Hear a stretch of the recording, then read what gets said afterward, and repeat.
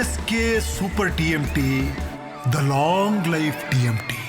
ಇದೀಗ ಒಂದು breaking news ಬರ್ತಾ ಇದೆ, ಬನ್ನಿ ನೋಡೋಣ.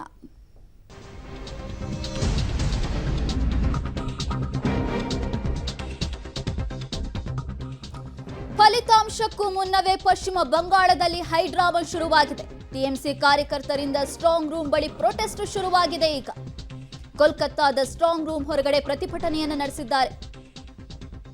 ಅಕ್ರಮವಾಗಿ ಇವಿಎಂ ಓಪನ್ ಅಂತ ಆರೋಪವನ್ನ ಮಾಡ್ತಾ ಇದ್ದಾರೆ ಟಿಎಂಸಿಯ ಕಾರ್ಯಕರ್ತರು. ಫಲಿತಾಂಶಕ್ಕೂ ಮುನ್ನವೇ ಬಂಗಾಳದಲ್ಲಿ ನಡೀತಾ ಇರುವಂತಹ ಹೈಡ್ರಾಮಾ ಇದು. ನಿನ್ನೆ ಚುನಾವಣೋತ್ತರ ಸಮೀಕ್ಷೆ ಬಂದಿತ್ತು. ಆ ಸಮೀಕ್ಷೆಯಲ್ಲಿ ಬಹುತೇಕ ಸಮೀಕ್ಷೆಗಳು ಬಿಜೆಪಿಗೆ ಬಹುಮತವನ್ನು ಸೂಚಿಸಿದ್ವು. ಇದರಿಂದ ಟಿಎಂಸಿ ಕಾರ್ಯಕರ್ತರು ಆಕ್ರೋಶಕ್ಕೊಳಗಾಗಿದ್ರು. ಇವತ್ತು ಮಮತಾ ಬ್ಯಾನರ್ಜಿ ಅವರು ಕೂಡ ಒಂದು ಮೆಸೇಜ್ ಅನ್ನ ಪಾಸ್ ಮಾಡಿದ್ರು. ಸಮೀಕ್ಷೆಗಳು ಏನೇ ಬರಲಿ, ಆದ್ರೆ ಗೆಲುವು ನಮ್ಮದೇ. 226ಕ್ಕಿಂತ ಹೆಚ್ಚಿನ ಸೀಟ್ಗಳನ್ನ ಗೆಲ್ತೀವಿ. ಅದರ ಜೊತೆಗೆ ಟಿಎಂಸಿ ಕಾರ್ಯಕರ್ತರಿಗೆ ಮಮತಾ ಬ್ಯಾನರ್ಜಿ ಒಂದು ಸಂದೇಶವನ್ನ ಕೊಟ್ಟಿದ್ರು. ನೀವು ಸ್ಟ್ರಾಂಗ್ ರೂಮ್ನ ಹತ್ರ ಇರಬೇಕು, ರಾತ್ರಿ ಕೂಡ ಇರಬೇಕು, ಬೆಳಗಿನ ಜಾವ ಕೂಡ ಇರಬೇಕು. ಶಿಫ್ಟ್ ಪ್ರಕಾರ ನೀವು ಅಲ್ಲಿ ಕೆಲಸ ಮಾಡಬೇಕು. ಯಾಕಂದ್ರೆ ಬಿಜೆಪಿ ಅಲ್ಲಿ ಇವಿಎಂ ಮಷೀನ್ ಅನ್ನ ಬದಲಾವಣೆ ಮಾಡುವಂತ ಸಾಧ್ಯತೆ ಇರುತ್ತೆ. ಹಾಗಾಗಿ ನೀವೆಲ್ಲರೂ ಕೂಡ ಸ್ಟ್ರಾಂಗ್ ರೂಮ್ನ ಹೊರಗೆ ಇರಬೇಕು ಅನ್ನುವಂತ ಸಂದೇಶವನ್ನ ಕೊಟ್ಟಿದ್ರು. ಅದರ ಬೆನ್ನಲ್ಲೇ ಟಿಎಂಸಿ ಕಾರ್ಯಕರ್ತರು ಇವತ್ತು ಪ್ರತಿಭಟನೆಯನ್ನ ನಡೆಸಿದ್ದಾರೆ. ಮೇ 4ರಂದು ಚುನಾವಣಾ ಫಲಿತಾಂಶ ಪ್ರಕಟವಾಗುತ್ತೆ. ಒಟ್ಟು ಪಂಚ ರಾಜ್ಯಗಳ ಚುನಾವಣೆ ಸಾಕಷ್ಟು ಕುತೂಹಲವನ್ನ ಮೂಡಿಸಿತ್ತು. ಅದರಲ್ಲೂ ಪ್ರಮುಖವಾಗಿ ಪಶ್ಚಿಮ ಬಂಗಾಳದ ಚುನಾವಣೆಯಲ್ಲಿ ಈ ಬಾರಿ ಏನಾಗುತ್ತೆ, ಟಿಎಂಸಿಯನ್ನ ಸೋಲಿಸಿ ಬಿಜೆಪಿ ಅಧಿಕಾರದ ಚುಕ್ಕಾಣಿಯನ್ನ ಹಿಡಿಯುತ್ತಾ ಅಂತ ಎಲ್ಲರೂ ಕೂಡ ಎದುರು ನೋಡ್ತಾ ಇದ್ದಾರೆ.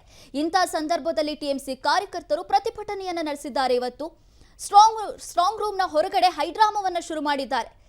ಬಿಜೆಪಿಯಲ್ಲಿ ಇವಿಎಂ ಮಷೀನ್ ಅನ್ನ ಬದಲಿಸುತ್ತು ಅನ್ನುವಂತ ಅನುಮಾನವನ್ನ ಮಮತಾ ಬ್ಯಾನರ್ಜಿ ಅವರೇ ಸ್ವತಃ ವ್ಯಕ್ತಪಡಿಸಿದ್ರು. ಅವರೇ ಟಿಎಂಸಿ ಕಾರ್ಯಕರ್ತರಿಗೆ ಸಂದೇಶವನ್ನ ಕೂಡ ಕೊಟ್ಟಿದ್ರು. ಅದರ ಬೆನ್ನಲ್ಲೇ ನಡೆದಿರುವಂತಹ ಹೈಡ್ರಾಮಾ ಇದು. ಮತ ಎಣಿಕೆಗೂ ಮುನ್ನವೇ ಇವಿಎಂ ಅನ್ನ ತೆರೆದಿದ್ದಾರೆ ಅನ್ನುವಂತ ಆರೋಪವನ್ನ ಟಿಎಂಸಿ ಕಾರ್ಯಕರ್ತರು ಮಾಡ್ತಿದ್ದಾರೆ. ಪಶ್ಚಿಮ ಬಂಗಾಳದ ಚುನಾವಣೆಯಲ್ಲಿ ಈ ರೀತಿಯಾದಂತ ಲೋಪ ಎಸಗಲಾಗ್ತಾ ಇದೆ ಅನ್ನುವಂಥದ್ದು ಟಿಎಂಸಿ ಕಾರ್ಯಕರ್ತರ ಆರೋಪ. ಈ ಬಾರಿ ಬಿಜೆಪಿ ಅಕ್ರಮ ಎಸಗುವ ಮೂಲಕ ಗೆಲ್ಲುತ್ತೆ ಅನ್ನುವಂತ ಭಯ ಟಿಎಂಸಿ ಕಾರ್ಯಕರ್ತರನ್ನ ಕಾಡ್ತಾ ಇದೆ ಅಂತ ಅನ್ಸುತ್ತೆ. ಯಾಕಂದ್ರೆ ಮಮತಾ ಬ್ಯಾನರ್ಜಿ ಅವರೇ ಕೊಟ್ಟಿರುವಂತ ಹೇಳಿಕೆ ಅದು. ಅದರ ಬೆನ್ನಲ್ಲೇ ಕಾರ್ಯಕರ್ತರು ಇವತ್ತು ಸಿಡಿದೆದ್ದಿದ್ದು ಹೈಡ್ರಾಮಾ ಶುರು ಮಾಡಿದ್ದಾರೆ. ಬಿಜೆಪಿ ಇವಿಎಂ ಮಷೀನ್ ಅನ್ನ ತೆರೆದಿದೆ, ಅಕ್ರಮವಾಗಿ ತೆರೆದಿದೆ ಅನ್ನುವಂತ ಆರೋಪವನ್ನ ಮಾಡ್ತಾ ಇದ್ದಾರೆ.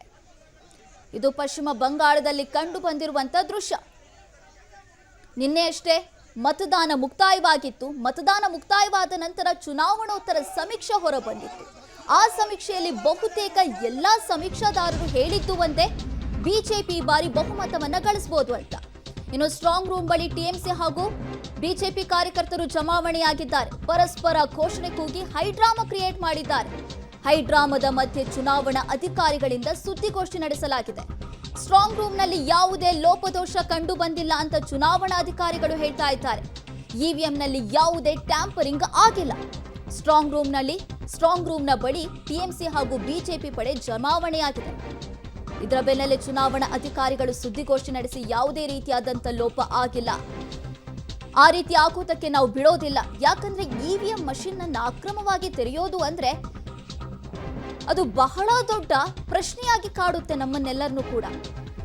ಯಾಕಂದ್ರೆ ಒಂದು ದೇಶದ ಚುನಾವಣೆ ಅಂದ್ರೆ ಅಷ್ಟು ಭದ್ರತೆ ಮೂಲಕ ಮಾಡಿರ್ತಾರೆ. ಯಾರೋ ಹೋಗಿ ಅದನ್ನ ಲೋಪ ಎಸಗೋದಕ್ಕೆ ಸಾಧ್ಯ ಆಗೋದಿಲ್ಲ. ಇವತ್ತು ಚುನಾವಣಾ ಅಧಿಕಾರಿಗಳು ಕೂಡ ಅದನ್ನೇ ಹೇಳ್ತಾ ಇರೋದು.